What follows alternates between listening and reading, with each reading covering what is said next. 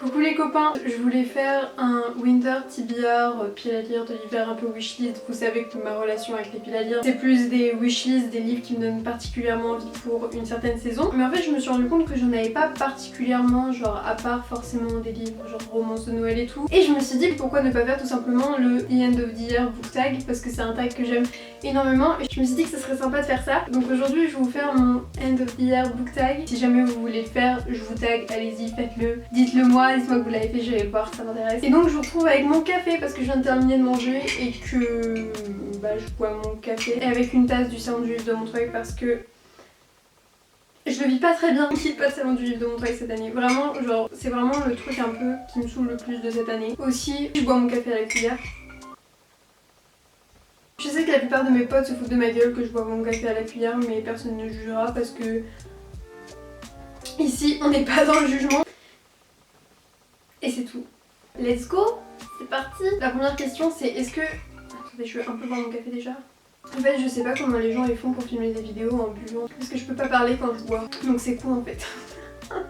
La première question c'est est-ce qu'il y a un livre que j'ai commencé cette année et qu'il faut encore que je termine? Et j'ai un livre pour répondre à cette question et c'est Dark Down de Jay Kristoff, donc le 3e tome de Nevernight. Si vous m'avez suivi un peu, j'ai commencé à lire en juin, j'ai lu la première moitié, j'ai lu jusqu'à la page 213, ouais, donc j'en suis vraiment à la moitié. En fait je supportais pas de le lire, c'était absolument rien contre le livre lui-même, c'était juste que j'étais vraiment pas dans le mood pour lire une fantasy, etc. J'ai un peu souffert pendant ma lecture des 200 premières pages et à la fin genre limite quand j'ouvrais j'avais envie de pleurer quoi parce que j'avais vraiment aucune envie de le lire. Du coup je me suis arrêtée et je l'ai toujours pas repris. J'aimerais vraiment le relire, enfin le terminer avant la fin de l'année, là avant la fin 2020. Je pense qu'il faut que je relise les 200 premières pages parce que pour être honnête j'ai aucune idée de ce qui se passe dedans. Je suis un peu intelligente, genre un tout petit peu, vous voyez. À l'endroit où je me suis arrêtée j'avais mis un petit post-it qui résumait un tout petit peu ce qui se passait dans les dernières pages, mais vraiment j'ai aucune idée de ce qui se passe dans les 200 premières pages. Donc je pense que pour être vraiment pour profiter de la fin de cette série que j'aime quand même pas mal, je pense que ce serait plus intelligent de le relire. C'est vraiment sur ma pile à lire, vraiment.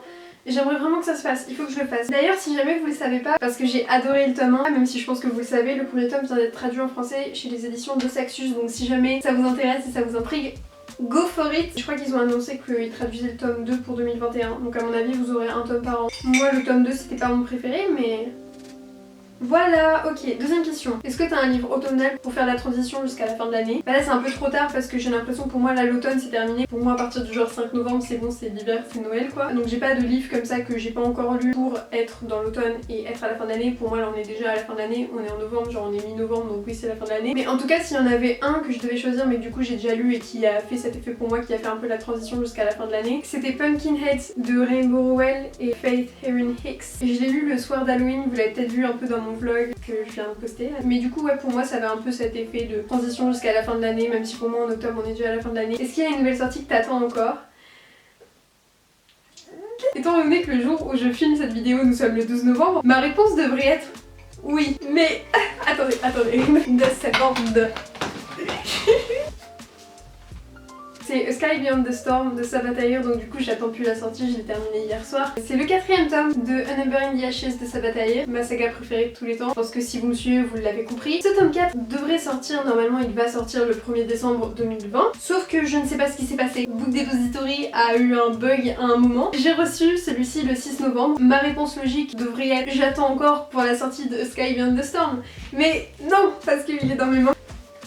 J'ai juste envie de le garder là jusqu'à la fin de la vidéo because I love him. Ok, quels sont 3 livres que tu veux lire avant la fin de l'année? Donc oui, déjà il y a ce livre qui est dans ma pile à lire. J'ai littéralement retrouvé l'autre jour une vidéo de moi en 2016 qui dit que je veux lire ce livre pour cet hiver et je suis sûre que l'année d'avant je voulais déjà le lire. Il y en a un livre que j'ai pas avec moi mais que je vais acheter et moi mon objectif c'est de lire ce livre là pour la semaine de Noël parce que vous allez comprendre. Donc ça fait déjà 5 ans à mon avis que je vais lire ce livre et ça m'a fait beaucoup rire de retrouver cette vidéo et d'être en mode bon bah au moins maintenant je l'ai. Mais du coup c'est My True Love Gave to Me de 12 auteurs young adultes et c'est un recueil de nouvelles pour Noël qui me donne hyper envie depuis je pense 2015. Peut-être que je vous ferai un reading vlog, ça pourrait être sympa de faire un reading vlog, je sais plus comment mais je sais qu'il est traduit en français depuis longtemps. Et ensuite il y a le tome 3 de La Passe Miroir de Christelle Dabos. C'est une bonne bricasse mais voilà, je voudrais vraiment le lire. J'ai lu les 2 premiers tomes l'hiver dernier que j'ai absolument adoré, ça a été des gros coups de cœur. J'ai tellement repoussé à lire ce tome 3 et à l'acheter comme il y a eu le confinement etc. Que au final cet été je me suis dit bon autant le garder pour cet hiver. Là j'ai été l'acheter juste avant le confinement. J'ai tellement hâte de retrouver mes personnages. C'est le genre de livre tu lis et tu te dis ah ouais en fait je crois que je t'écrirai jamais parce que ça te fait un peu perdre toute confiance en toi parce que t'as pas la capacité d'écrire comme ça quoi. Et après plus en général j'aimerais bien lire un livre de Alice Oseman qui sont à l'envers. En fait d'Alice Oseman j'ai juste lu un roman Radio Silence, sinon j'ai lu les Heartstopper mais c'est pas vraiment des romans. Et je l'ai surkiffé mais en fait j'ai pas beaucoup de souvenirs de celui-ci parce que je l'ai lu à un moment de ma vie pas très simple. Dans ma tête j'ai dû un peu supprimer tout souvenir et toute émotion de ce moment là. Je sais juste que j'ai énormément aimé ce livre mais j'en ai aucun souvenir, clairement je me souviens très peu. Soit j'aimerais beaucoup le relire parce que sinon j'ai aussi Solitaire de Alice Oseman. Le truc c'est que lui aussi me donne envie mais que je sais qu'il sera très triggering pour moi et que du coup j'ai très peur de m'y mettre. J'ai peur qu'il soit triggering et on m'a dit qu'il pourrait être triggering pour moi. Je sais que dedans on suit beaucoup le frère de Tori ici qui est bien dans ses troubles du comportement alimentaire un peu au plus bas il me semble. Je voudrais pas que ça me passe du mal, donc j'ai vraiment énormément peur de le lire mais d'un côté il me donne aussi très envie. Comme j'ai lu dans ma pile à lire, j'ose pas trop en acheter un autre d'Alice Oseman parce que je me dis j'ai déjà lu donc autant que je lise lui. Mais j'avoue que j'ai très envie de lire Loveless. En fait j'ai envie de lire du Alice Oseman. C'est tout. Est-ce que tu penses qu'il y a un livre qui pourrait toujours te choquer, enfin vous savez en anglais te surprendre et devenir l'un de tes livres préférés de 2020? C'est 2 livres que j'ai pas en ma possession mais clairement les livres qui me donnent le plus envie en ce moment. Un peu les 2 seuls livres dont je suis capable de parler en ce moment, j'ai l'impression que dès qu'on parle de livres je parle juste de lui. Ils sont dans ma tête. Je me retiens pour pas les acheter parce que clairement j'ai pas assez d'argent. Mais les 2 livres auxquels je pense c'est The Invisible Life of Addie LaRue de V.E. Schwab et Get a Life Chloe Brown de Talia Hibbert. Je pense que c'est fort probable que ça devienne mes livres préférés de l'année, en tout cas peut-être pas de tous les temps mais au moins de l'année. Chloe Brown pourrait me plaire parce que tous les gens qui l'ont lu, qui aiment pas forcément de la romance, je pense à Cap de Paperback Dreams qui n'aime pas la romance, qui lit que de l'horreur, l'a surkiffé donc clairement je pense que c'est sûr que je pourrais aimer celui-là. Et après The Invisible Life of Addie LaRue, je pense mais vraiment que ça fait très longtemps qu'un résumé ne m'a pas donné autant envie. Généralement quand un livre me donne envie, c'est parce que j'en entends parler, que les gens disent du bien, dans ces cas-là ça me donne envie. Mais c'est pas généralement pour le résumé que ça me donne envie, enfin vraiment qu'un résumé me blow my mind autant que The Invisible Life of Addie LaRue le fait. Je pense que même si personne n'en avait parlé, tout simplement le résumé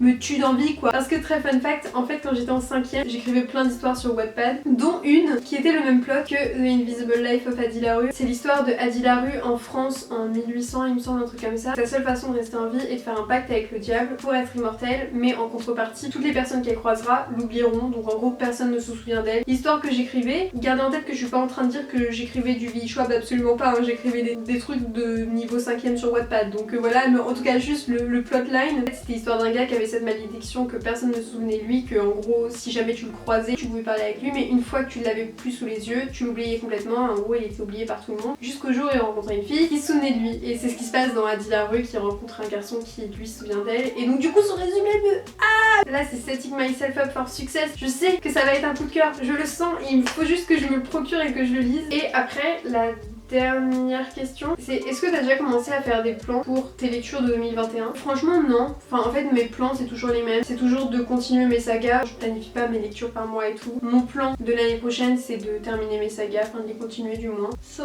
yeah, let's take a sip of coffee. Il est froid. Ok les copains, donc c'est tout pour cette vidéo. Si jamais vous avez lu un de ces livres, dites-moi ce que vous en avez pensé, etc. etc. De toute façon, lâchez-vous dans les commentaires, vous savez, enfin, vous avez pas besoin que je vous le dise quoi. Sur ce, j'espère que cette vidéo vous aura un minimum plu. Et je vous dis à la prochaine.